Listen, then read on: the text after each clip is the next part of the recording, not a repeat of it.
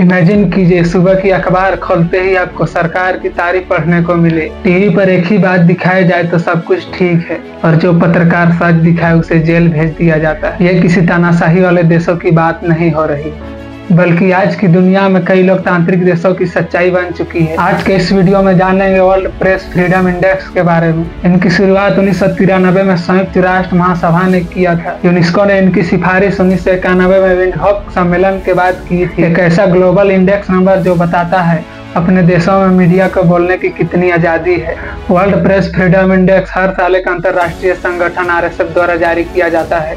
यह index number दुनिया की 180 देशों में मीडिया की स्वतंत्रता का मूल्यांकन करता है। इसका मूल्यांकन 5 मुख्य आधारों पर किया जाता है। पहला है राजनीतिक माहौल, सरकार मीडिया पर कितनी दबाव डालती है। दूसरा है कानूनी ढांचा, पत्रकार को कानून से कितनी सुरक्षा है। तीसरा है आर्थिक दबाव, क्या मीडिया पैसों के लिए काम कर रहा है। चौथा है सामाजिक माहौल, मीडिया समाज के पक्ष में है या विरोध में। पांचवा है पत्रकारों की सुरक्षा, पत्रकारों पर धमकियां, हमला या हत्या कितनी हो रही है। सभी देशों को 0 से 100 अंकों के बीच स्कोर दिया जाता है। जितना ज्यादा स्कोर उतनी ज्यादा स्वतंत्रता, जितना कम स्कोर उतनी ज्यादा खतरा। 2024 की रैंकिंग में नॉर्वे लगातार 7वें साल पहले स्थान पर रहा है। डेनमार्क, स्वीडन, फिनलैंड और नीदरलैंड टॉप 5 में शामिल है। भारत की रैंकिंग बहुत खराब है। भारत की रैंकिंग 151वां स्थान पर है। सोचिए, 180 देशों में 151वां स्थान पर है। वहीं 2023 में 161वें स्थान पर था भारत। 2023 के मुकाबले 2024 में सुधार हुई है, लेकिन स्थिति बहुत खराब है। वहीं पड़ोसी देश पाकिस्तान 152वें स्थान पर है और चाइना 172वें स्थान पर।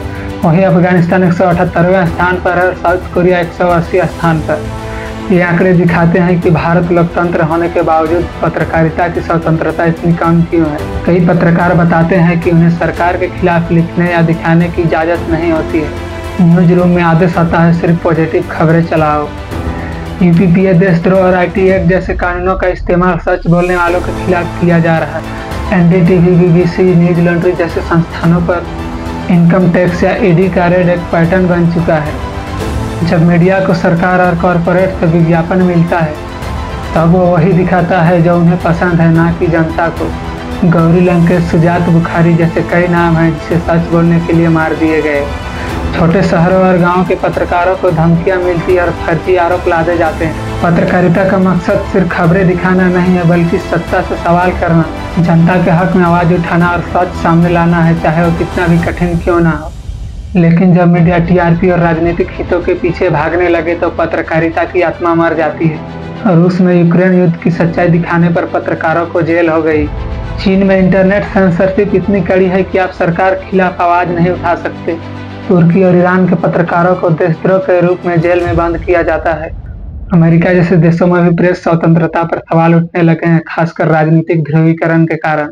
स्वतंत्र मीडिया को समर्थन दे। न्यूज लॉन्ड्री, स्क्रॉल, दावियर जैसे संस्थानों पर विज्ञापन आधारित सिस्टम को पारदर्शी बनाए। पत्रकारों की सुरक्षा के लिए कानून बनाए ताकि वो निडर होकर काम कर सके। जनता को शिक्षित करे ताकि फेक न्यूज और प्रोपेगेंडा को पहचान सके। जब पत्रकारिता झुक जाती है तो सच मर जाता है। वर्ल्ड प्रेस फ्रीडम इंडेक्स हमें याद दिलाता है कि बोलने की आजादी सिर्फ एक अधिकार नहीं, बल्कि लोकतंत्र की बुनियादी है। महात्मा गांधी, भगत सिंह और सुभाष चंद्र बोस, इन सभी ने पत्रकारिता को अपना हथियार बनाया था। अगर आज हम सच बोलने से डर गए तो आने वाली पीढ़ी अंधेरे में जिएगी। इसलिए सवाल पूछना जरूरी है ताकि जवाबदेही बनी रहे। क्या आपको लगता है पत्रकारिता की आजादी जरूरी है? इस वीडियो को देखने के लिए बहुत बहुत धन्यवाद।